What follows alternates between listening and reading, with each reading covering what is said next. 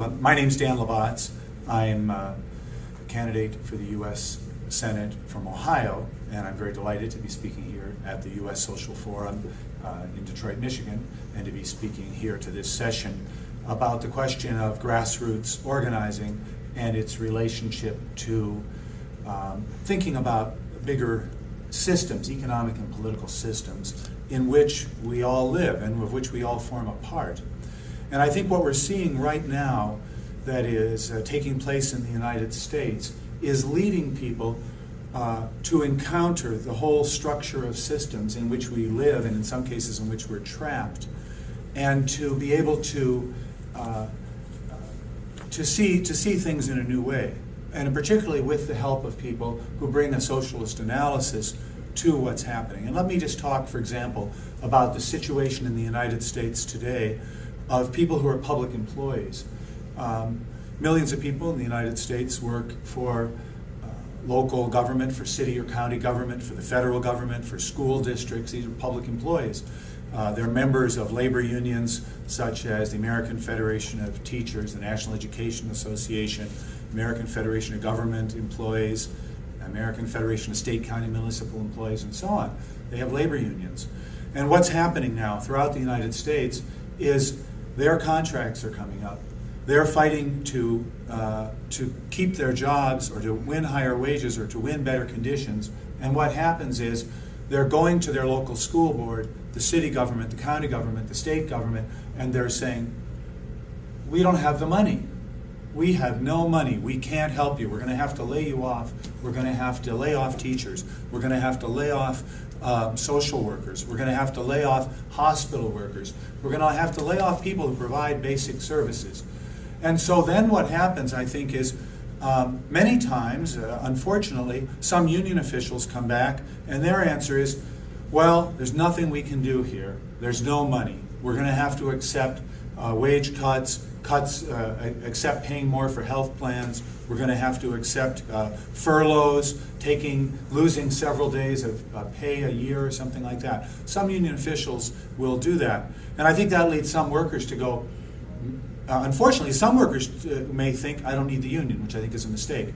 But others will say, I need a union, but this official is not doing what I need. This official is not representing me. So one of the first things I think we're going to see in the United States with this current economic crisis, and as it deepens, is union officials being turned over in unions because they're not going out and fighting for people.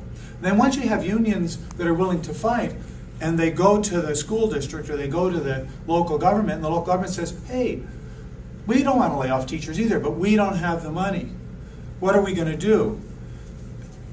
And of course the question then is, why don't they have the money? And the reason they don't have them, they say, well, there's an economic crisis. Businesses closed down. Workers in the private sector were laid off. They're not paying taxes, so we don't have the taxes from either business or workers to provide these services. And there was this economic crisis, and so there's no money. Well, wait a second. What is this economic crisis? Why did the crisis happen? Well, the crisis happened because capitalists, people who are big investors in our country, invested money in one industry or another in which there was a bubble, right? We talk about a bubble. There's a sudden investment of money.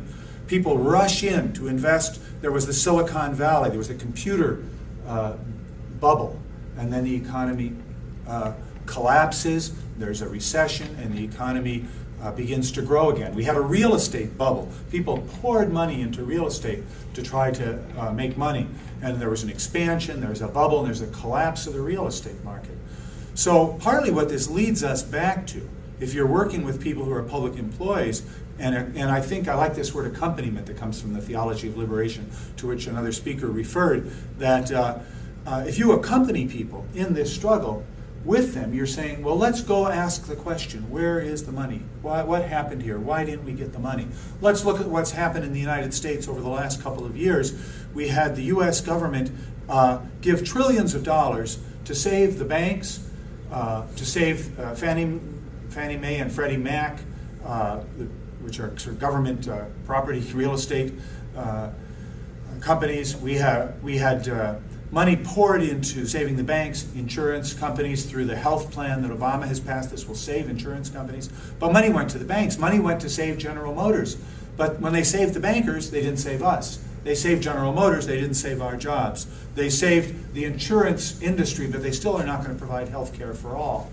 So I think that, that we have to, as we work with people on a local level, we have to accompany them in that fight. We have to be part of every fight that's taking place in the cities and states we live in, across the country and across the world. People are fighting for democracy, for economic and social justice, and we have to be part of that fight. But I think as people who are socialists, we have to say, all right, let's put this in a bigger context. And the biggest context we come back to here in the United States is that we live in a capitalist economy which is unplanned. It is ultimately chaotic. Investors go in to make money and accumulate capital for themselves. They compete one against another. There's no planning of this investment. So we've had, for hundreds of years in the capitalist economy, expansions and collapses, expansions and collapses. And those collapses are depressions, and they're terrible things. People lose their jobs. When people lose their jobs in the capitalist economy in our society, they lose their sense of identity, who we are. You know, somebody's out of job. Well, who am I? I'm worthless. It was my fault. What did I do? We always see in these situations an increase in alcoholism, in drug addiction, in family abuse, in suicide. All these terrible things that happen, which are part of an economic crisis, which come out of the unplanned character. And we as socialists say this. We should not start with the notion that we have to save the banks. We should start with the notion that we have to save the essential human services that people need.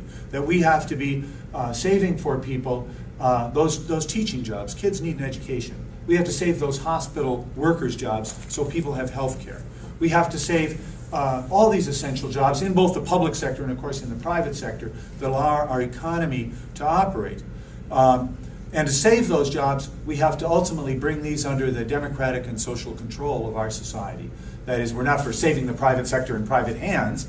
We recognize that we have to save the jobs for people. For example, right now in Ohio and many other parts of the country, there are idle plants, and there are people who are unemployed. A couple people here talked about doing unemployed organizing in New York and Detroit and trying to do unemployed organizing. Well, one of the things we can say is, as we look around the country, there are idle plants. They're sitting idle. They should be put to work. The federal government should put money in there to put those plants to work, not for their private owners, not for business, but to put people to work. The people who work there know how to make them run. These people have been working there for years. They know how to make that factory run. They know how to make that office run. They know how to make that service run. And so those should become industries which are run by those workers who work there, together with the consumers, asking the advice of the environmentalists, asking the advice of the civil rights groups, from the women's movement, African American, immigrant organizations, Latino groups, GLBTQ groups, that is gay and lesbian groups, come in and help us, give us so we can make a just workplace. And so that has to be the kind of vision we have. But I think that as people are engaged in local organizing of all sorts, and it comes around many different kinds of fights, we ought to be part of helping to ask that next question. But I know I find some people talking about, we want to help people go to the next step. I don't think going to the next step, often that doesn't get you all the way to the top of the staircase.